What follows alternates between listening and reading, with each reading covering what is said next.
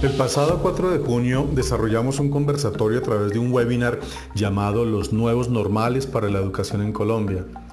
Allí con nuestros invitados y participantes logramos revisar la importancia de potenciar los procesos de enseñanza-aprendizaje con apoyo de herramientas virtuales que permitan a los docentes adquirir nuevas habilidades digitales, agilizar el proceso educativo, favorecer el trabajo colaborativo y fomentar el desarrollo de experiencias más significativas para sus estudiantes.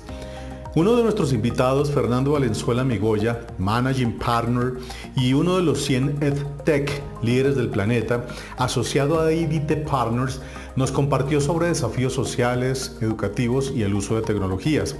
Respondiendo a preguntas de maestros, rectores e instituciones sobre la necesidad hoy de diseñar reacciones, actividades y decisiones para abrazar el cambio y ver las nuevas oportunidades del COVID y también de la época post-COVID. Los dejamos con la intervención de Fernando Valenzuela Migoya de IDT Partners.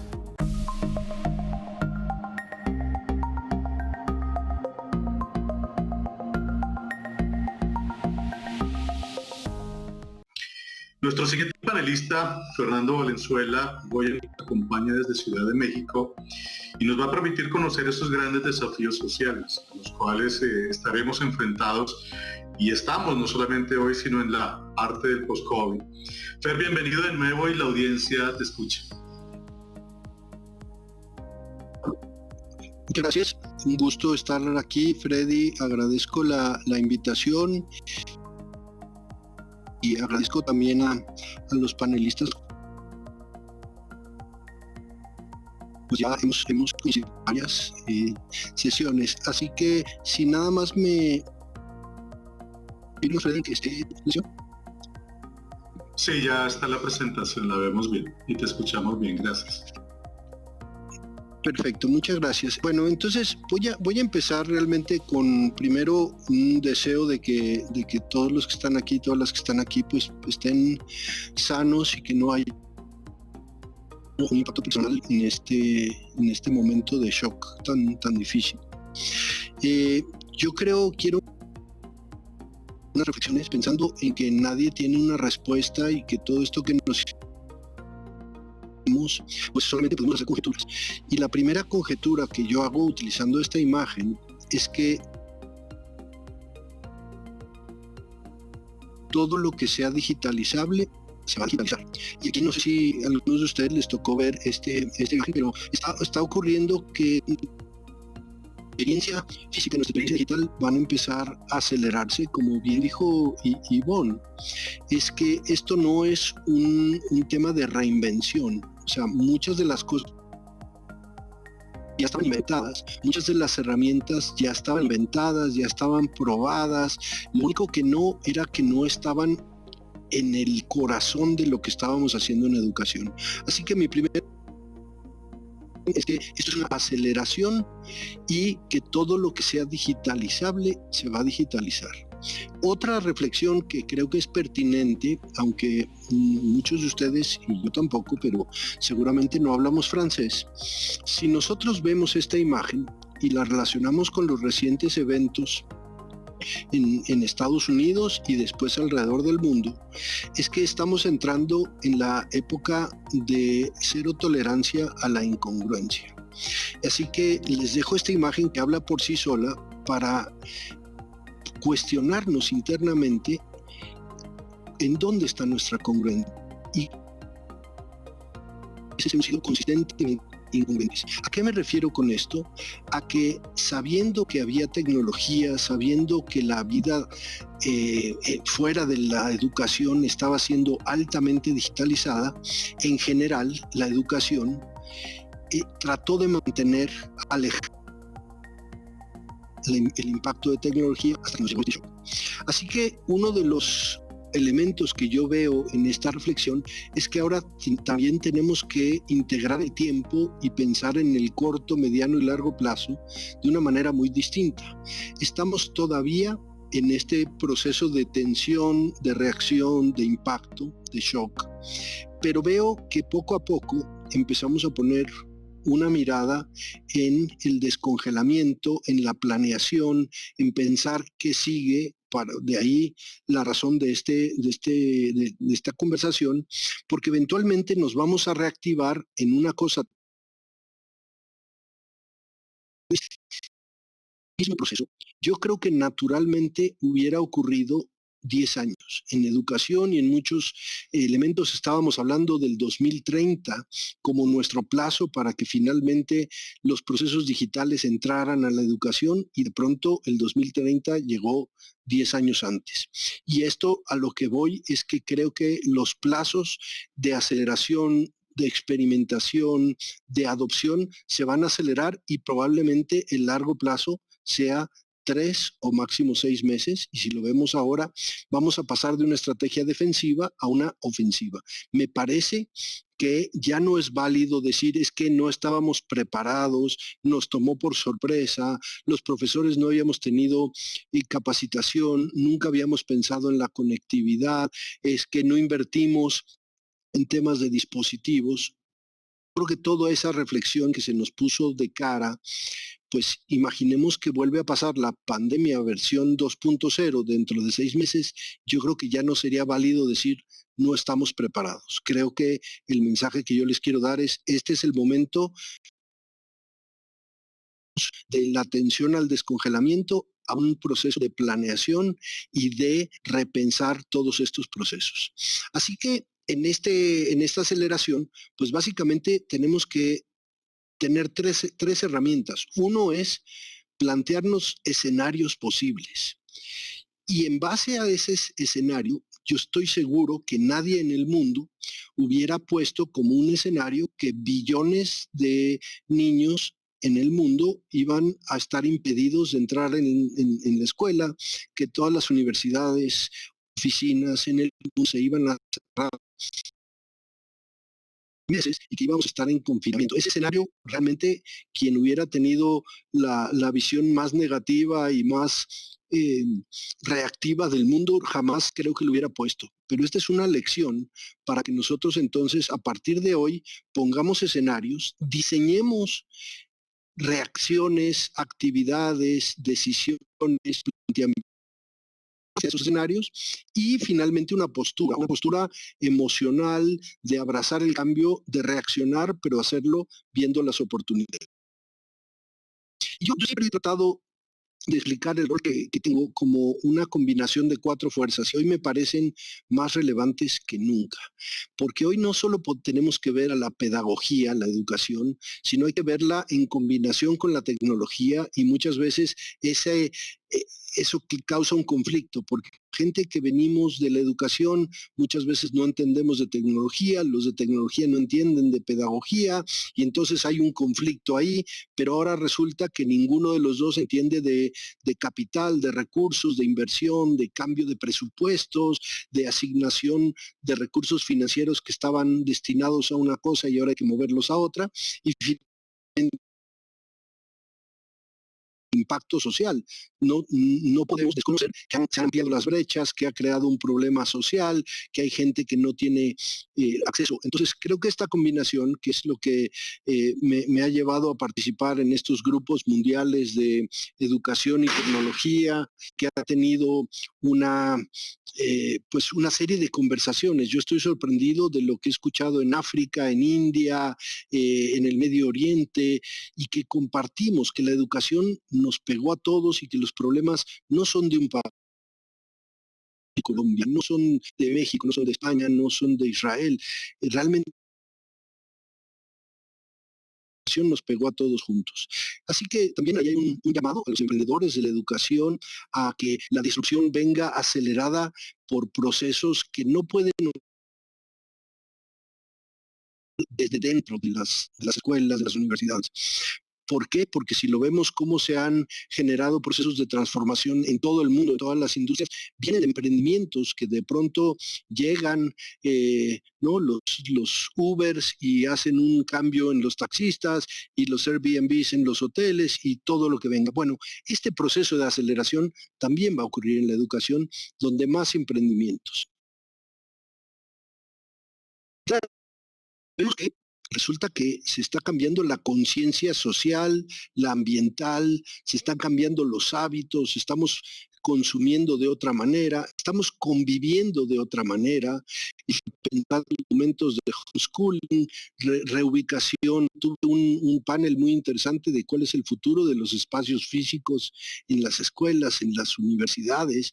¿Para qué vamos a utilizar el espacio físico? Nos tenemos que distribuir en salones, tiene que haber 1 metro de distancia entre un alumno y el otro, o puede haber espacios innovadores. Está cambiando nuestra alimentación, la forma de hacer actividad, el trabajo. El trabajo va a cambiar radicalmente, porque nos estamos dando cuenta que pues probablemente las oficinas que utilizábamos no eran necesarias, pasar 2 horas en un trancón para llegar de un lugar a otro tampoco es necesario, y de ahí va a haber nueva movilidad, que todo esto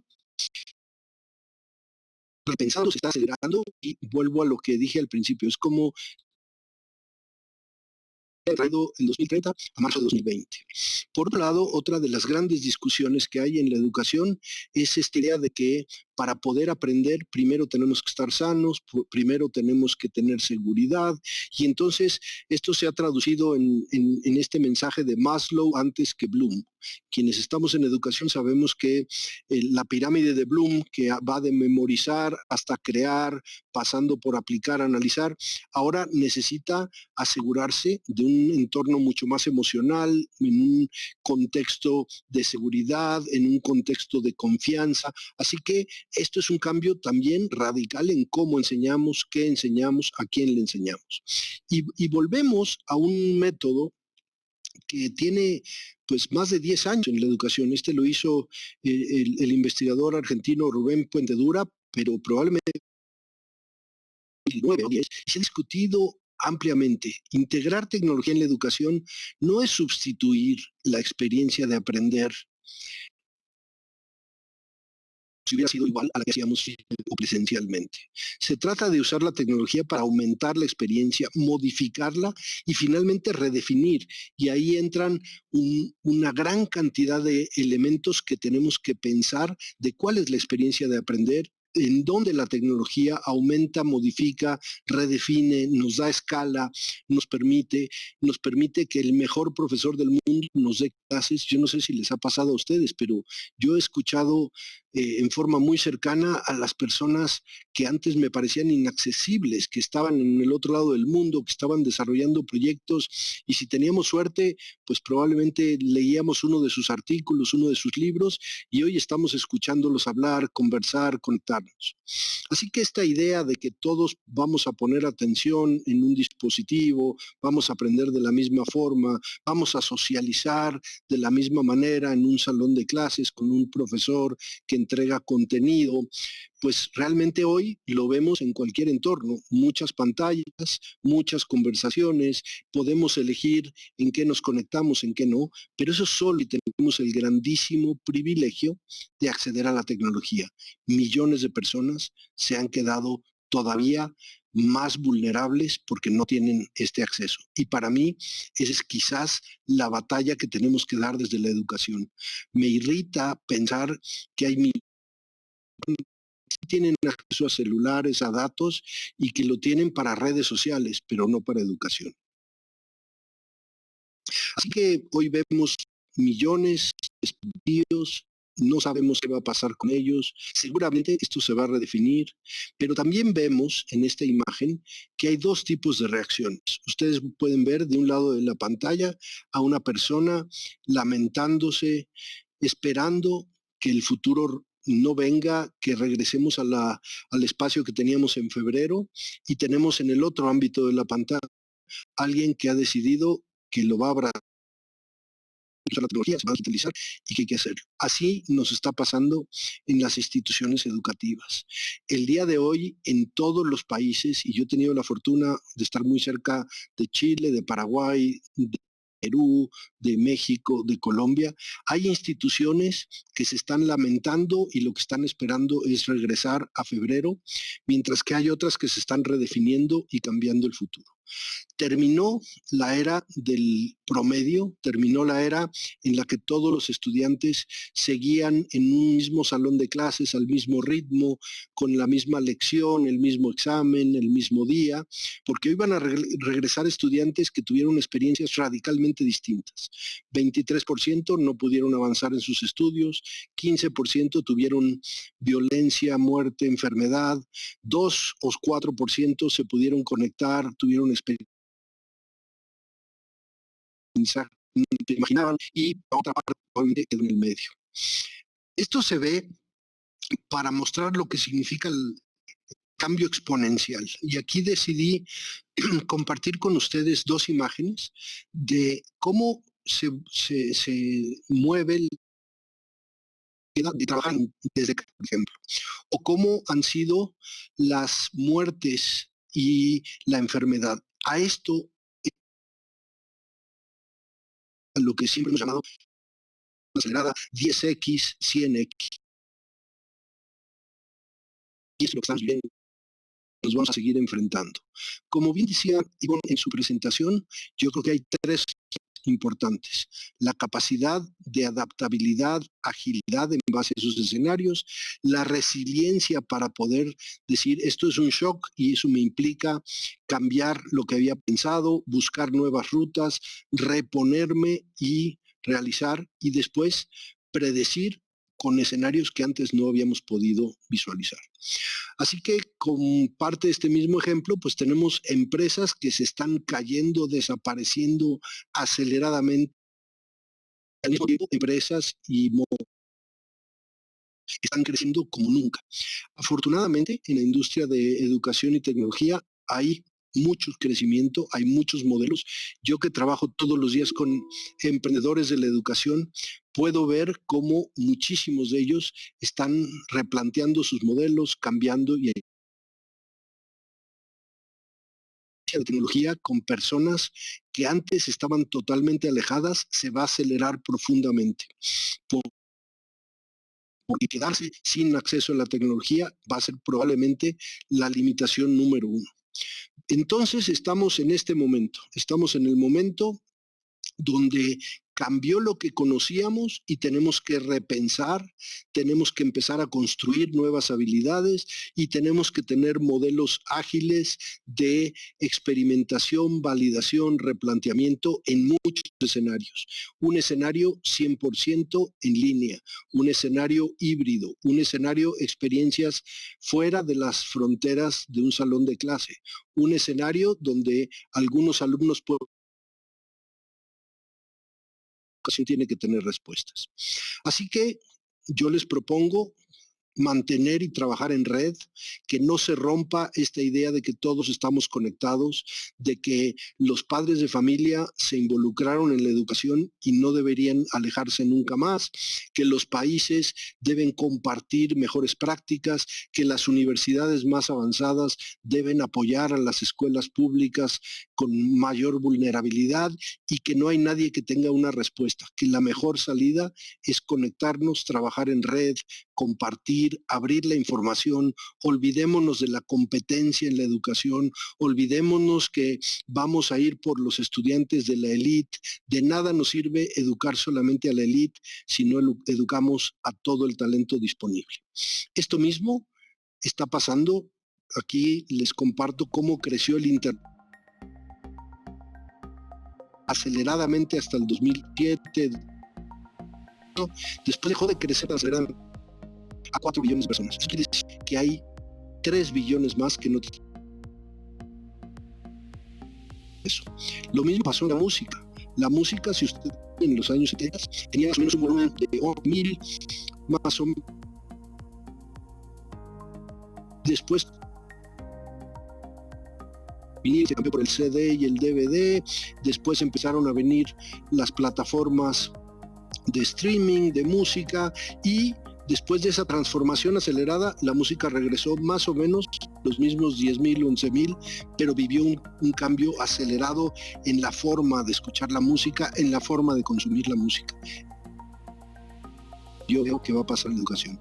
Me alegra muchísimo que siga después de esta conversación Discovery Yo he tenido la fortuna de colaborar, ayudarles, he trabajado muy de cerca con Chile, y esta combinación, como bien decía Ivonne en su presentación, una combinación entre entretenimiento que captura a los estudiantes, tecnología que permite acceder a escala experiencias de aprendizaje, apoyo docente, formación, productos científicamente probados en la educación, pero bien acompañados y bien diseñados para estudiantes y profesores que pueden aprender en formatos con mayor o menor autonomía. Me parece que eso es muy relevante y estoy muy ansioso de ver la presentación de Discovery, muy agradecido de lo que está. Así que cierro con esto. Estamos en un momento donde vamos a repensar el valor de las personas, vamos a repensar nuestra definición de prosperidad, vamos a repensar el planeta, pero sobre todo vamos a repensar la colaboración, el trabajo en redes, las alianzas, la arquitectura de información, donde nunca más pensemos en la educación como un modelo cerrado, que todo ocurría dentro de un salón de clases. Cuando un profesor cerraba ese salón, entonces la interacción entre los estudiantes no se conocía. Creo que hoy se derribaron esas fronteras. Estoy muy agradecido, Freddy, de esta invitación. Hayan sido muchas, muy agradecido de compartir con. Fernando, muchísimas gracias. Bueno, nos quedamos con tantos retos y desafíos al respecto de no solamente lo que estamos viviendo, sino justamente lo que viene, considerando que la educación tiene que ver con la vida y repensar esos elementos colaborativos que importante van a ser, no solamente para enfrentar los desafíos, sino también para poder motivar esos procesos de aprendizaje como docentes y también como educadores. Invitamos a que revisen las intervenciones de la Universidad de La Sabana como de Discovery Education, donde se profundizan temas fundamentales en referencia a los ambientes de aprendizaje en la nueva normalidad, como también elementos a considerar para propiciar entornos eficientes de aprendizaje. Igualmente las respuestas a las preguntas de nuestros participantes. Hasta pronto.